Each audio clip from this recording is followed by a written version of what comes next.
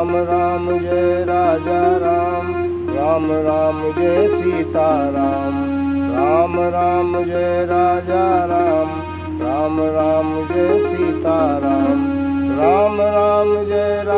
सज्जनों नमस्कार। भक्ति उदय चैनल से मैं शैलेंद्र तिवारी आपका हार्दिक अभिनंदन करता हूं।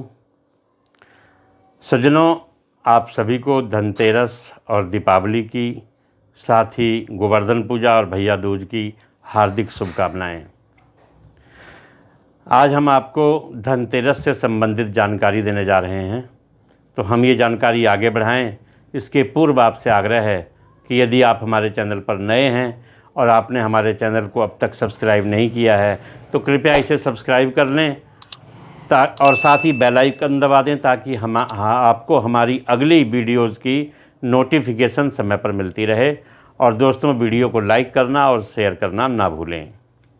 धनतेरस दोस्तों दीपावली के अवसर पर मनाया जाने वाला एक विशेष त्यौहार है। यह कार्तिक माह के कृष्ण पक्ष की त्रयोदशी तिथि को मनाया जाता है। मान्यता है कि इस दिन समुद्र मंथन के समय भगवान धन्वंतरी अमृत कलश लेकर प्रकट हुए थे। इसीलिए इस तिथि को धनतेरस या धन त्रयोदशी के नाम से जाना जाता है।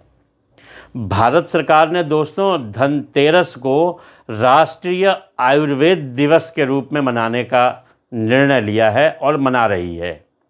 सज्जनों, धन्वंतरी भगवान जब प्रकट हुए थे तो उनके हाथों में अमृत से भरा कलश था और भगवान धन्वंतरी चूँकि कलश लेकर प्रकट हुए थे, इसलिए इस दिन बर्तन खरीदने की परंपरा है।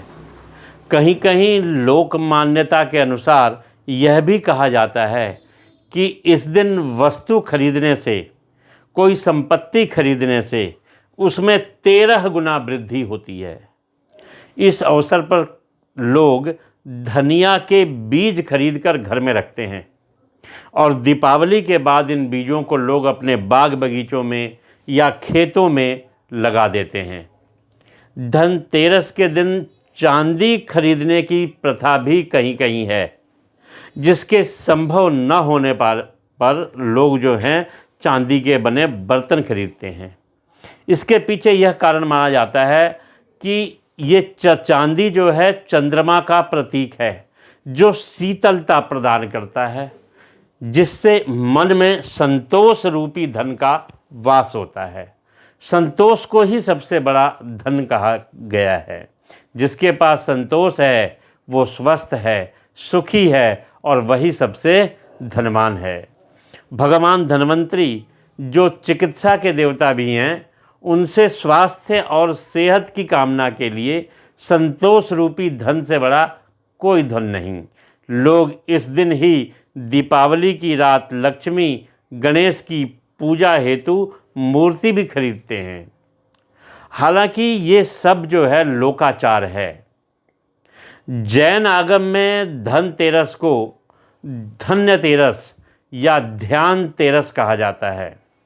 भगवान महावीर इस दिन तीसरे और चौथे ध्यान में जाने के लिए योग निरोध के लिए चले गए थे। 3 दिन के ध्यान के बाद योग निरोध करते हुए दीपावली के दिन निर्वाण को प्राप्त हुए। दोस्तों, तभी से यह दिन धनतेरस के नाम से प्रसिद्ध हुआ। धनतेरस के संदर्भ में एक लोक कथा भी है। एक बार यमराज ने यमदूतों से पूछा कि प्राणियों को मृत्यु की गोद में सुलाते समय क्या तुम्हारे मन में कभी दया नहीं आती?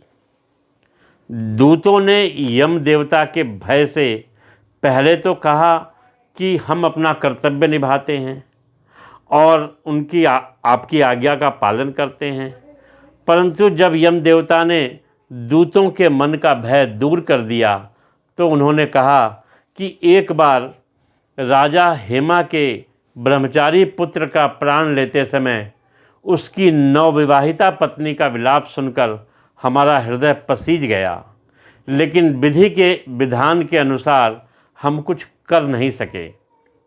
एक दूत ने बातों ही बातों में यमराज से प्रश्न किया कि हे प्रभु, क्या अकाल मृत्यु से बचने का कोई उपाय है? इस प्रश्न का उत्तर देते हुए यम देवता ने कहा कि जो प्राणी धनतेरस की शाम को यम के नाम पर दक्षिण दिशा में दिया जलाकर रखता है उसकी अकाल मृत्यु नहीं होती। इस मान्यता के अनुसार धनतेरस की शाम को लोग अपने घर के बाहर दरवाजे पर यम के लिए दीपदान करते हैं। तो हमें क्या करना चाहिए? तो धनतेरस के दिन रात को यम के लिए दीप जलाकर अपने घर के बाहर रखना चाहिए।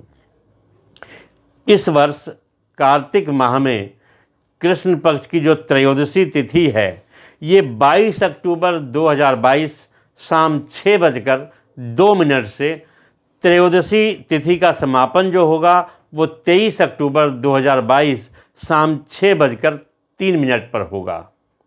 धन्वंतरी देव की पूजा का जो मुहूर्त है वो 23 अक्टूबर 2022 को रविवार को शाम 5:44 से 6:05 तक है।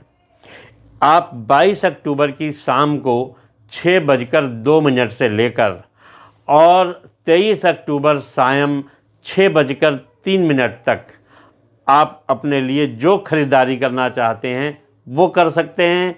साथ में यम का दीप जो है वो आपको 22 अक्टूबर की रात में ही निकालना चाहिए, क्योंकि 23 अक्टूबर को शाम 6:03 पर ही त्रयोदशी समाप्त हो जा रही है। इसलिए यम का दीपदान 22 अक्टूबर 2022 शाम 6:03 के पश्चात करनी है।